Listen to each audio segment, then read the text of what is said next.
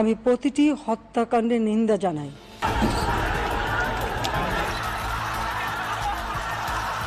We condemn any violence against peaceful protest.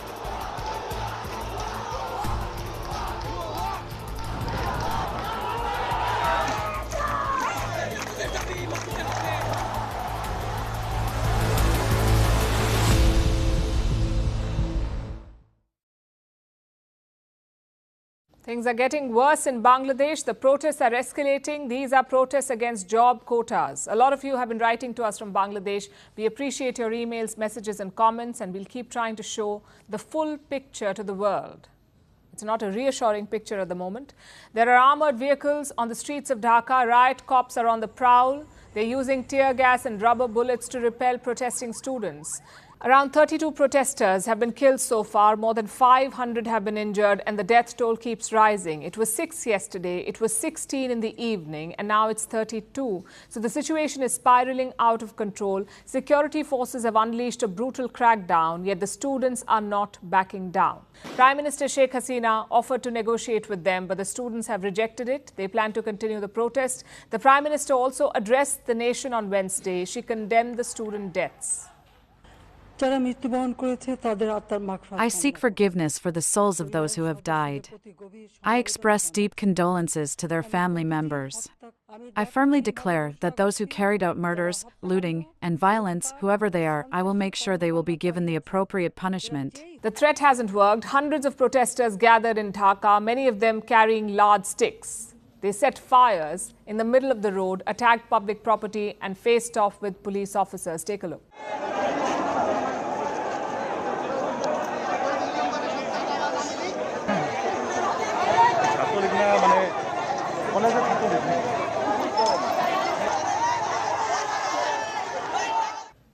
Protesters also targeted the state television headquarters. They have set the building on fire. It is feared that many people are trapped inside. Now, we've covered this protest before. The issue here is a quota in government jobs. Bangladesh used to reserve 30% of jobs for freedom fighters, 30%. People who fought in the 1971 Liberation War, 30% of government jobs were reserved for them and their children and grandchildren. In 2018, there was pushback against this. Students said that the quota was unfair. It was robbing them of a fair opportunity.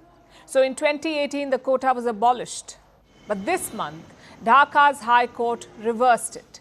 They brought the freedom fighter quota back. Hence these protests. And what has Sheikh Hasina done about it?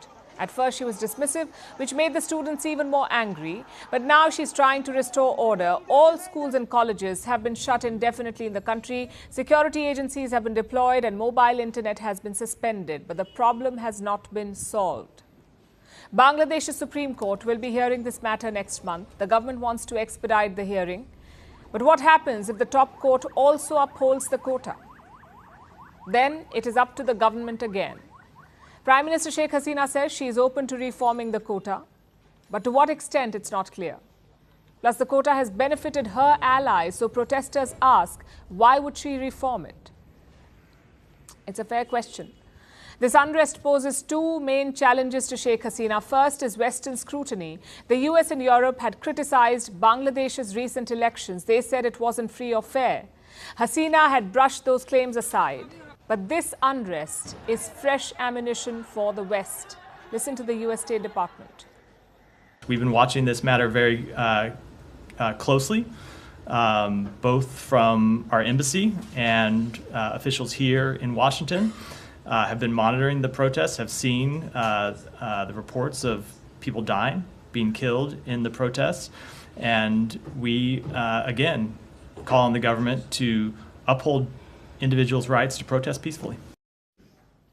I know what you're thinking. Why does Western opinion matter to Bangladesh? Because of money. Most of Dhaka's textile exports end up in the US and Europe, so Sheikh Hasina must be careful. She cannot give the West excuses to target her, or worse, sanction her trade. Challenge number 2 is internal. Public protests are a recurring problem in Bangladesh. Just look at this list.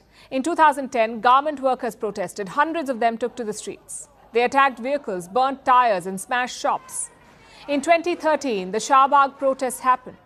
Tens of thousands of Bangladeshis demanded death penalty for a convicted war criminal. The same year, you had the Rana Plaza protests. A factory collapse killed more than 1,000 workers, so the backlash was immense.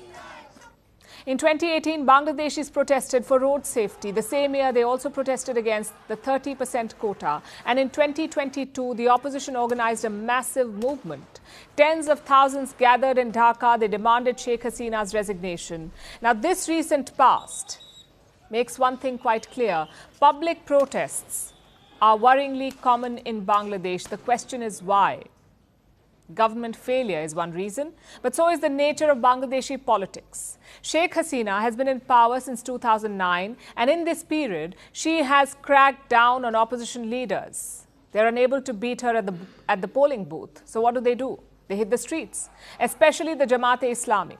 It's a radical Islamist party in Bangladesh. They're known for hijacking public protests, which is why the Prime Minister must